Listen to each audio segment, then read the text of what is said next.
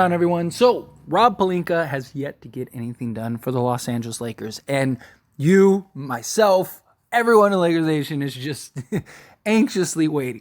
At the time of recording this video, it is 9 o'clock. By the time I upload it, it'll probably be around 10 o'clock. And, you know, depending on when you're watching this video, we're within probably about 12 hours of the finalization of the trade deadline. 3 p.m. Eastern time, 12 p.m. Pacific time. And I personally believe that the Lakers will make some moves, some deals, some trades. We've gotten countless reports just conflicting in every way imaginable. Rob Pelinka being on the phone relentlessly like a madman, that's kind of been the only consistent, right? The consistent report that we've gotten is that, like, hey, Rob Pelinka has basically been on the phone nonstop, doesn't plan on getting off. And even this late, I'm still like constantly checking. Like before I jumped into recording this video, I was like, hey, let me just make sure nothing's gotten done. And it's not even the Lakers, right? Like there's been a lot of like just quiet is probably the best way to put it. Like we've had a couple minor trades. The only ones that like really stand out is like the Monty Morris trade, Xavier Tillman, which I know a lot of people are like, why didn't the Lakers go get Tillman? I personally am totally okay with that. Again, we only have 3 seconds. You're trading those seconds to go get Tillman, and where does he slot in? He can't shoot. He's a power forward. He's not a center. He's only 6'8". Right? I like his physicality. I like his, his toughness, but that's not really what the Lakers need right now. I would rather use those same picks and go get Andre Drummond. Give me that. Or I'd be okay with using all 3 to go get Andre Drummond. Because at least now you have a reliable backup center who can make an impact when Anthony Davis goes to the floor. And Andre Drummond's averaging like 14 points and 17 rebounds or something like that in a starting role this year. So go get me that. But look, whatever happens personally, and of course I always want to hear your thoughts too, but personally, look, I trust Rob Pelinka. I do, genuinely. If there is a deal on the table, Rob Pelinka is going to get it done. If there is a deal that is out there that makes sense, then Rob Pelinka is going to find it, and he is going to make sure that it works out for the Lakers.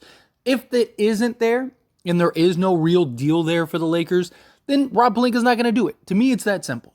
Rob Pelinka has shown time and time again that he has the ability of finding these just quality deals for the Lakers. And the thing is, like, there's not the big impact guy, right? So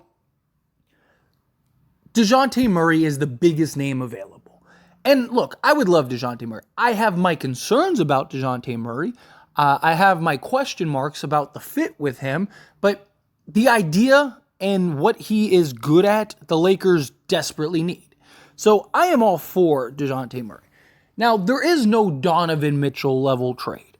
And a lot of the reports that have came out is that the Lakers want to wait for Donovan Mitchell. They want to wait for a Donovan Mitchell trade. Because in the offseason, they would have basically 3 firsts, and they'd have like 2 or 3 pick swaps that they'd be able to trade. So in essence, they'd have essentially 6 tradable picks, whether 3 through pick swaps and 3 through actual picks. And the hope is that if Donovan Mitchell becomes available, they would be able to go and trade for him. And then if they got him, he would stick around. I just don't like that because we have seen the Lakers do that countless times. Paul George, Kawhi Leonard, Dwight Howard, they go and trade for, believe they can convince him to stay, and he just burns them to go to Houston. Right? And it's like, you're going to go trade Donovan Mitchell, who he wants to be in New York. He doesn't want to be in LA. If he wanted to be in LA, he would have figured out, or at least there would have been talks of him potentially trying to push to go to LA. Right? Like, it wasn't even a conversation. He wanted the Knicks, and that was it, the Knicks. Oh, yeah, and by the way, the Knicks. So, who's to say he's not going to want that? Now, maybe the Knicks are off the board, and then it's like, okay, well, where else would you like to go? And he's like, okay, well, then in that case, Lakers, it's possible. And I'm not saying the Lakers have no shot at getting Donovan Mitchell. They would, but it's just, there's no guarantee he's going to be. Cleveland is the 2 seed right now. Donovan Mitchell might not even leave. He could look at it as like the East is easier than the West. We're like a piece away. Maybe I could put some pressure on them to go make an impact trade or an impact move to go get me that like bona fide second guy, and we can go compete for a championship. Or what if Cleveland makes it to the conference finals this year or something like that? I don't think Cleveland's winning a championship this year, but look, what if they get to the conference finals and it's enough to convince Donovan Mitchell to sign an extension? And he's like, you know what? Like, we're right there. Let's do it. It's just, again, it's concerning. You never really know. And to me, I just look at it as like one in the hand is worth two in the bush, right? Said it earlier. You have an opportunity to go get a guy in DeJounte Murray who is an upgrade over both our guards, who is a all-star, was an all-defensive guy. I know he hasn't been that lately, but how much of that is him being on Atlanta, and Atlanta's terrible, and they just don't have anybody that plays defense? At least the Lakers have some guys, and you still have Anthony Davis, who's the best defensive player in the league to back you up.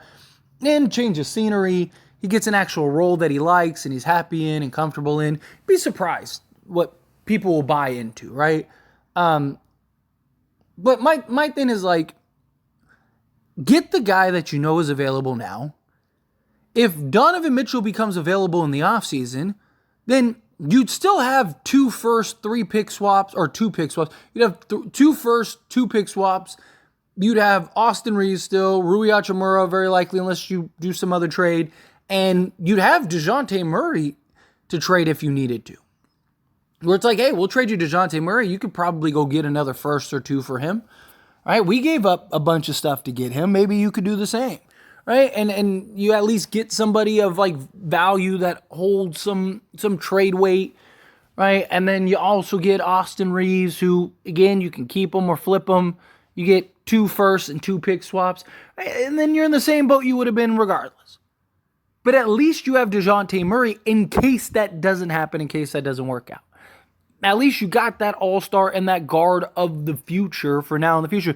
Now, post-LeBron James, at least you have DeJounte Murray and Anthony Davis as your 2 real cornerstones to build around. Austin Reeves, we'll see what happens. Lakers probably trade him if they can get another star at some point. But even if you don't, then okay, you got DeJounte Murray, Austin Reeves, and Anthony Davis. Now you're just trying to fill in the other blanks.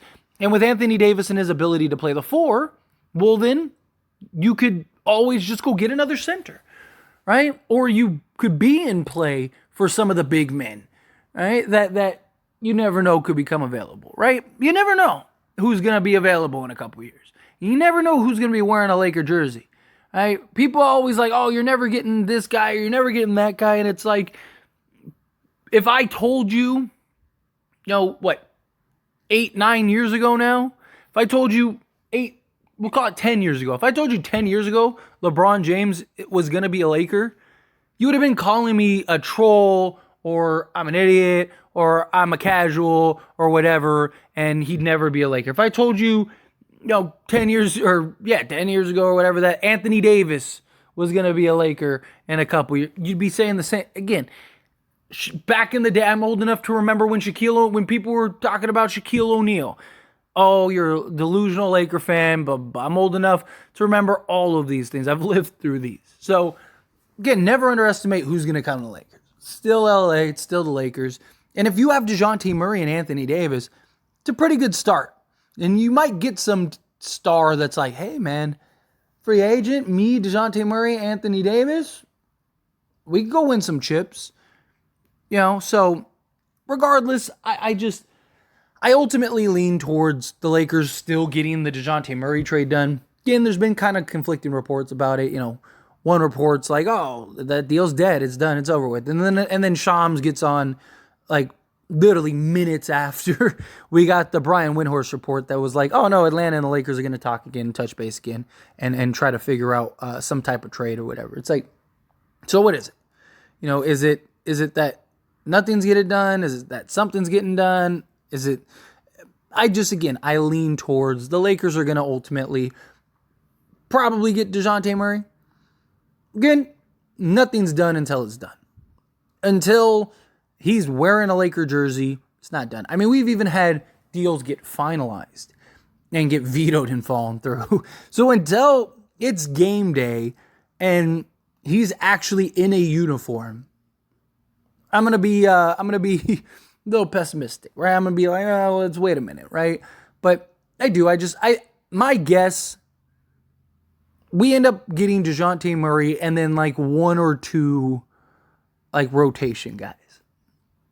I do. I think we get DeJounte Murray and we get one or two rotation guys that can kind of come in and play and provide a role. And then maybe we go get one or two guys in the buyout market. And there's our new, like, 4 to 5 guys that that kind of hopefully turn the season around. And again, don't underestimate what, you getting a handful of guys can do. Seriously. Because especially a guy like DeJounte Murray, he is an upgrade over D'Lo and Reeves, regardless of whether people believe it or not. And all those people that don't think he is, if the Lakers get him, will all be saying like, oh, I guess it was a good thing that we traded up for him.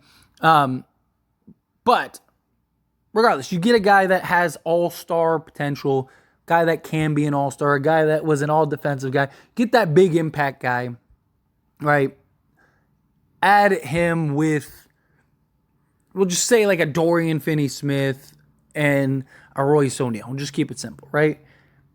All of a sudden, you have 3 guys that now are actual impact guys, starting level players that can come in, play the role, and fit needs that we have on this team. They also haven't been dealing with all the noise and all the frustrations and everything. They're excited. They're happy to be in a Laker uniform. They're happy to be playing with LeBron and AD. They're feeling good about themselves. And all of a sudden, they're ready to go. And they're off to the races.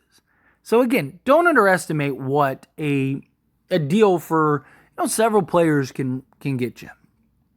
We saw it last year, right? Lakers go and trade. They didn't get any superstar. They didn't get any D'Lo was the only real all-star they got, and he hasn't been an all-star in years. And yet they were in the conference final.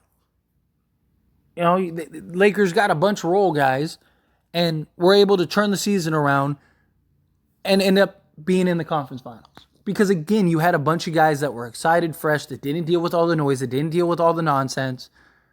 They just showed up and played basketball. And it led to some wins. So, anyway, as always, this is a discussion. Pass a question on to you. Let me know your thoughts and opinions down in the comments below. What do you think? Are you disappointed nothing's happened yet? Again, I'm confident something gets done, even if it's just like kind of around the edges. But we'll see. It'll be interesting. But again, however you feel, whatever your thoughts are, love to hear it. So let me know down in the comments. That being said, if you haven't liked this video, hit that like button. Helps me out a lot. Lets me enjoy these types of videos, and I truly appreciate it. Not subscribed to the channel, hit that subscribe button. Turn on the bell notifications. Appreciate y'all. See you in the next one. Thank you.